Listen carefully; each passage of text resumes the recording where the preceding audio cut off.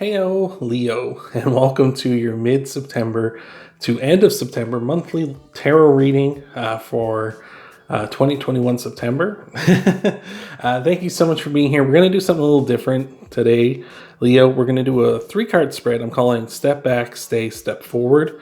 And this is just going to be 3 cards, and the first one will represent taking a step back from a situation or something that's going on in your life. And that isn't necessarily a bad thing. I'm really going to emphasize that it doesn't necessarily be a bad thing because the cards will tell us whether it is or not. The middle card here will represent staying put, staying pat. If you're enjoying the situation you're in and things are going good for you or what have you, how you can behave and how you can maintain that.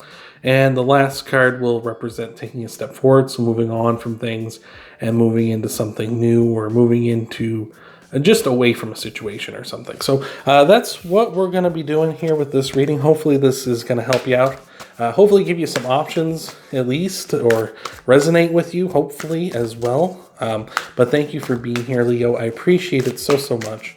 And let's just get into this and see what we got. Just as a quick little caveat, I won't be doing any clarifiers for this, but because I won't be doing that, I'll be talking more about the cards and the situation at present that is being presented here a little more in depth than I do in my normal readings. So we're starting things off. We've got here the Page of Pentacles, the Three of Pentacles, and the Two of Cups. All right, so Page of Pentacles is very much a young at heart person. This could be you, because this is a reading for you. We'll just assume the Page of Pentacles is you. So if you want to take a step back, you can take a step back and be a little more, young at heart, right? Be a little more like a teenager and stuff, right? Pages are young at heart people. Pages are people who are kind of like really getting in touch with themselves when it comes to things. With the Page of Pentacles, because it is Pentacles, it's to do with your physical material world. So this can be anything from like money, health, time you're spending, or even like values you have, what's important to you. And so maybe taking a step back and kind of focusing more on you and focusing more on yourself here, especially where we have the Three of Pentacles in their middle position. But maybe taking a step back and kind of being more of a me focus for you here, Leo, and being kind of young at heart and not being so mature and letting your hair down a little, right? And being that kind of a person. And, there's nothing wrong with that. Being a little immature. Of course, you don't want to go overboard, but it's up to you. Maybe you want to get back in touch with your younger side, if you have a younger side, or maybe you are still young now and you're just going to want to maintain that and kind of step back and be like, act a little more your age, of course, here, and be a little more, that kind of way with your physical material world. If you want to stay put here, I was going to say in your present. I have to get past, present, future out of my head here for these readings. But if you want to maintain what's going on right now, we have the Three of Pentacles, which is a little more like a conformity kind of thing here, where I'm seeing, like I mentioned, focusing on yourself here with the Page, right? Focusing more on your young side and stuff, where it's more like rebellious and it's like, I'm an individual, man. Whereas the Three of Pentacles is more of like the working on a team and kind of conforming and, doing what everyone else does, right, in this situation. But the Three of Pentacles is about working on a group and knowing your role on that group too. So maybe just saying, if you want to maintain what's going on right now, it's just like stay with the group you're with and just work with them and keep going, right? Maybe things are going great with them, right? It's up to you, of course. You get to just, you know what you're feeling, Leo, right? I don't know what you're feeling. You might be feeling dissatisfaction with this group and the way things are going, and you're like, no, I'm getting out of this. I'm going to focus more on me, or we're going to move towards the Two of Pentacles, or the Two of Cups here in just a moment.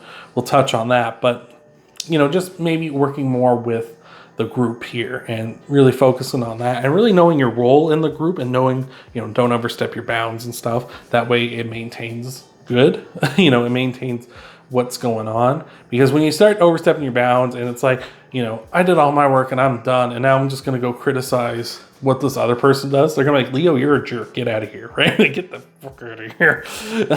So it's just, know your role in the group. Make sure you're doing your job good and That way the team will stay well-oiled and be a well-oiled machine, and will keep doing things that you maybe couldn't accomplish on your own. Or, like I said, maybe take that step back and be more of a teenager and be a little rebellious.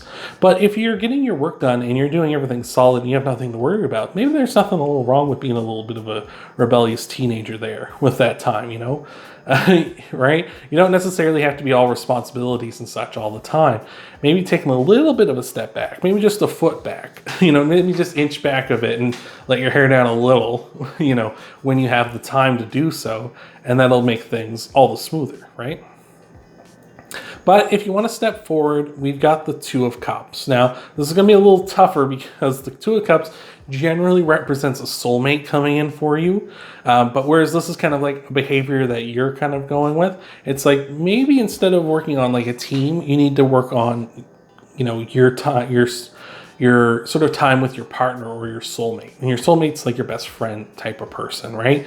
So maybe it's like more of a focus on them instead and spending time with them.